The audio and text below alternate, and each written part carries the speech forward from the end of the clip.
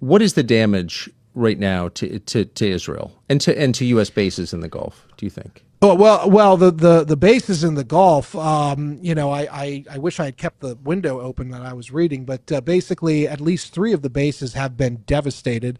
The Fifth Fleet headquarters, I am told, and if you look at the satellite imagery that you can find on open source information, it looks like actually the base in Bahrain looks like Gaza. It's completely moonscape. So the American Fifth Fleet. Now, I don't know if there's any, because I think we might have evacuated that base before this started. So I don't want to say there's casualties because I don't know. But just looking at those satellite images, that it looks like that it's been flattened, and that's a very expensive base that you and I paid for. And that was the sort of the hub for the U.S. Navy in the Middle East for many years. And it has been completely taken offline. And I have serious doubt. I was talking also to a Middle East expert not long ago, and he was saying that with these bases being obliterated, basically, to use a term, essentially, he doesn't think, because he thinks the Arabs are going to be so irate with us for having kicked over this hornet's nest, because it is not going to end anytime soon. His belief is that once the war does end or settles down enough for us to say, hey, we're good, we're done, the Arabs are going to say, you're not building back in our countries anymore. So why would they? We didn't defend them. I mean, this is a reciprocal relationship. They're not doing this because they love us. They give us deals on billions, hundreds of billions in foreign investment in the United States, all this.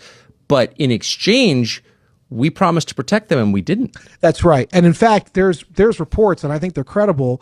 In fact, the Saudi official was complaining about this 2 days ago. Basically, whatever air defense systems were in these Arab countries were sent over to Israel. Yeah. And they actually left our own bases and people vulnerable. Our own government did, to protect Israeli targets rather than to protect our men and women in uniform. Do you believe that's true? Do you believe the U.S. government prioritized Israel over our own troops? If you had asked me this a year or two ago, I would have said no way. But after seeing that Huckabee interview, by the way, bravo. After seeing that Huckabee interview, I can't imagine how we didn't do that. I mean, it is very clear the United States is being led around the nose right now by what should be its proxy. I mean, let's get it real. I mean, it should be, so they're the housekeeper. We're the homeowner. Like, what is this? I don't get it. No, I'm serious. Right. I don't understand. I agree. So I do believe, we probably did. And the worst part here, one of the worst parts is, I have a colleague who's in the Gulf states, and he tells me, he sent me a picture of the warning he got from the State Department to get out. And to cut to the chase, it basically said, you're on your own to get out. Like, we're not doing flights. That's true. And meanwhile, I hear that until 24 hours ago, the British government was evacuating their people, no questions asked. So you mean to tell me that the sole superpower is picking a fight with this missile city that is Iran, and we're not even going to provide exfiltration for our people? That's not an empire. That's not a superpower. That's a power in decline. That's what the Chinese see, by the way. And the Chinese think their time is at hand because we are committing national suicide with this insanity. I wish I could disagree. It's one of the saddest things I've ever I wish seen I didn't have to say these things. In my life. No, I totally agree. And you think of the men whose lives are going to be taken, Americans who are like the best people. Already have been. And you look at, I think the DoD has only released the hometowns of 4 of them, I think, but it's like Iowa, a couple from, it's like the best people we have. These are our people. Right? No private equity kids in that group. I know that's right. That's right. And I just want to just say something, yes. and I probably shouldn't, but I was, as I said, a very early supporter of Hegseth as Secretary of Defense. I thought his takes on hypersonics were good. I thought that he was a warfighter, so he understood in a way that maybe you and I could never understand. Right. But I was mortified by his press conference this morning, the glibness. 6 Americans are dead because of a political decision that was made. Obviously, I don't expect him to challenge the president on this publicly, but at the very least, it's a solemn day, and we should probably not be acting like this is just another walk in the park, because this is not going to plan. Now, hopefully we can pull it out of the fire, whatever that looks like. But right now, this is not going the way we were told it was going to go, and certainly not the way the president assumed it would go once Khamenei was whacked. So the question, I think, is, do we commit ground troops, Americans on the ground. They already are on the ground. Okay, so explain what you know, if you don't mind. So it's just, again, I don't have any, but just for the record, because I know I have no access to classified information. Right. I am an open source guy, but I can read a freaking room. And I can tell you right now, if the president went into this air war thinking I'm going to be over in 3 or 4 days, I don't have to worry about the stockpiles. And now he's waking up and going, holy cow, everything's running out and I got to keep fighting. He's talking about now opening up a front in Iraq using the Kurds, which is lunacy. What are the Turks going to do? Exactly. Well, by the way, the point is because Israel's next priority is Turkey. So the point is to diminish Turkey. I know all about that. It's the truest. Yeah. Yeah. And so there's that. And then there's the fact that the president wants to be seen as quote unquote winning. And winning means he's already outlined what the objectives are. And this was also a big bugaboo of mine.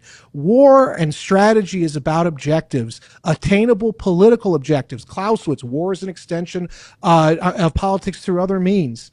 Trump came out on Saturday. He's repeated it since. The aims are regime change. The aims are denuclearization, and the aims are getting rid of the ballistic missile system. He's now added on getting rid of the Navy of Iran. So those 4 objectives. What is the objective of the Iranian regime? Survive. That's all they have to do. Survive long enough because the Chinese and Russians are giving them the intel. They know that our stockpiles are about to be depleted. So all they have to do is hold out until we have to start cannibalizing Indo-PACOM. And there's going to be a real political fight at that point. I'm told that Indo-PACOM leaders are already raising quite a stink behind the scenes because they know once those systems are gone out of their arsenal, they ain't coming back anytime soon.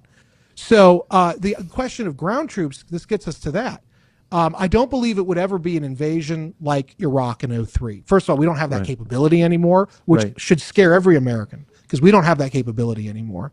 Second of all, the way the country is arrayed, Trump is trying to do this in like a light footprint methodology. So he, I think, is going to replicate the U.S. strategy in Afghanistan in 2001, where we sent a bunch of Special Forces A-teams and CIA paramilitaries infiltrated the country, linked up with already organized locals. It was the Northern Alliance in Afghanistan. This time it'll probably be the Mujahideen Khalq, MEK, to try to basically organize a movement with the Kurds coming in probably from the Iraqi side I think it's the northwest of the country, and will be coming in from the south. And it will kind of link up in whatever's left of Tehran. That's the plan, I think, using air power as an interdiction, exactly like we did against the Taliban in 2001. Well, first of all, the MEK is not the Northern Alliance at its height. It's not. Right. Second of all, you're talking about far greater ground that's going to have to be covered, and a logistics tail that is we're talking like this is not going to work. Then you're going to have to deal with the rugged terrain of Iran. Iran is basically like Switzerland. It's just surrounded by mountains. Yeah. It's a desert in the middle. This is not good geography for the kind of tactics we're talking about. And again, the size matters. This is a much bigger country than Afghanistan with many more people. So we're talking about a much longer end commitment on our part. And I think the president knows this. And I think he's sort of like the frog boiling in the water.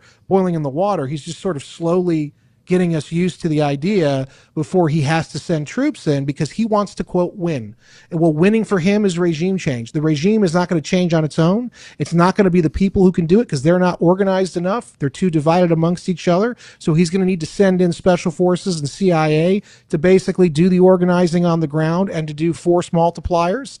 And I'm sorry to say that the likelihood of this working is very, very low. And now we're talking about being seen in this region as strategically defeated by what we were told was a backward military force in Iran.